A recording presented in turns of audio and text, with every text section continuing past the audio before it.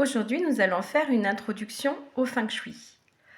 Le Feng Shui, qui signifie vent et eau, est un art millénaire d'origine asiatique, un art bien-être. Il nous enseigne notamment l'utilisation des différentes couleurs, aussi bien les couleurs que l'on porte que les couleurs qui sont utilisées dans notre environnement. Les couleurs influencent notre psyché. Elles ont donc une action sur le côté émotionnel. On parle aussi, vous savez, de communication non verbale, c'est-à-dire que les couleurs utilisées vont avoir une action sur la perception, en fait, de la personnalité, rien qu'au travers de l'observation de la couleur qui est utilisée. Par exemple, le rouge. Le rouge symbolise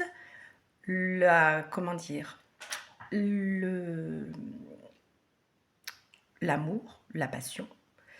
Mais aussi, le rouge peut être aussi, suivant l'intensité d'utilisation, peut aussi être symbole de dominance, voire même d'agressivité. Donc, il faut l'utiliser avec parcimonie. Le bleu est la couleur, on va dire, plus de l'intellect, plus de la réflexion. C'est une couleur qui permet notamment, d'apporter une certaine fixité, si vous voulez, une certaine stabilité, mais au niveau intellectuel. Et donc, en fait, c'est une couleur que l'on peut porter, par exemple, lors d'un entretien d'embauche. Donc, au contraire, ça montre un certain sérieux. La couleur jaune, elle, quant à elle, est utilisée pour la communication interne. Donc, c'est vraiment une couleur qui permet donc de favoriser les échanges verbaux, les échanges au niveau de l'environnement familial. Donc, par exemple, on peut utiliser lors d'un repas de famille des serviettes jaunes sur la table, une nappe jaune. Voilà, ça va favoriser les échanges au moment donc de ce moment de famille. C'est une couleur, donc la couleur du soleil, hein, c'est une couleur chaude et qui doit être utilisée vraiment facilement. Par contre, ne pas, en mettre quand même trop, parce qu'il ne faudrait pas non plus que cela occasionne, on va dire, trop d'échanges et là, trop d'énervement ensuite. Voilà, donc il faut quand même toujours pareil, utiliser avec modération chaque couleur.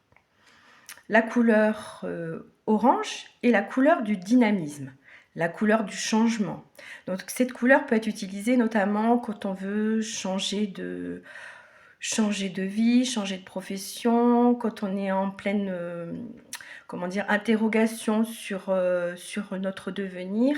Là, effectivement, l'orange donne un certain élan, c'est un booster et il faut vraiment pas hésiter à utiliser du orange. Le marron, lui, c'est plus la couleur de la stabilité. Voilà, c'est une couleur qui inspire le côté très responsable, très terre à terre.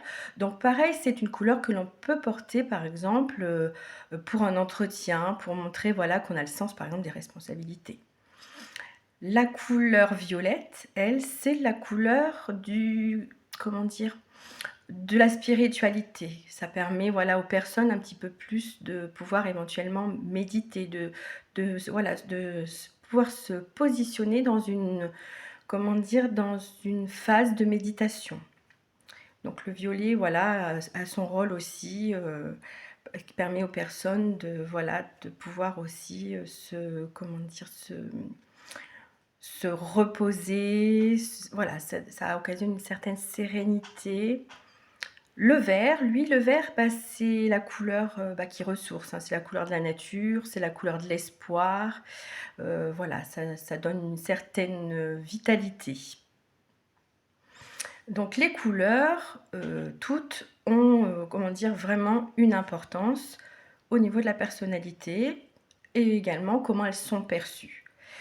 Le noir, donc, c'est la couleur de l'introspection. Il faut éviter de porter du noir.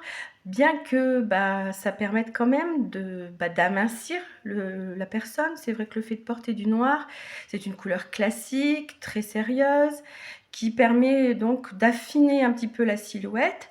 Après, on peut très bien porter du noir tout en mettant une petite touche de couleur. Un accessoire, ça peut être des boucles d'oreilles, une cravate, une petite veste, un sac à main, tout simplement du maquillage, un petit peu, voilà, une petite touche de couleur qui va trancher avec la couleur noire que l'on va porter. Le blanc, alors le blanc, c'est la couleur de la pureté, de l'innocence, voilà.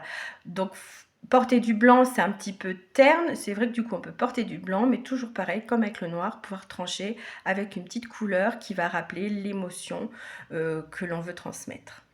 Voilà. La couleur rose, elle, c'est la couleur de la tendresse, vraiment de l'amour, c'est réconfortant.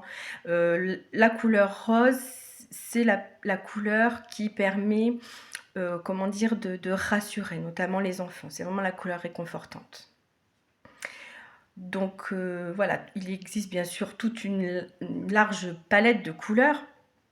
Et les couleurs donc, que l'on va utiliser, comme je vous ai expliqué, donc c'est les couleurs qu'on peut porter, mais également qu'on va utiliser dans son environnement, c'est-à-dire les couleurs comment dire, des différentes pièces de notre maison, les couleurs que l'on va mettre au boulot, dans son bureau, voilà, les différentes couleurs en fait utilisées à la fois sur soi, mais également autour de soi. La couleur a son importance et est même utilisée notamment dans différents domaines, comme par exemple la publicité, le marketing. Donc c'est vraiment quelque chose qui est utilisé au quotidien et qui est connu de longue date. Donc n'hésitez pas à mettre de la couleur dans vos vies. Utilisez voilà, toutes les palettes de couleurs possibles de manière à peindre votre vie de la meilleure manière possible. Voilà. Eh bien écoutez, je vous laisse le temps voilà, de regarder toutes les couleurs qui peuvent vous inspirer et qui peuvent vous permettre voilà, de vous sentir mieux au quotidien. À bientôt.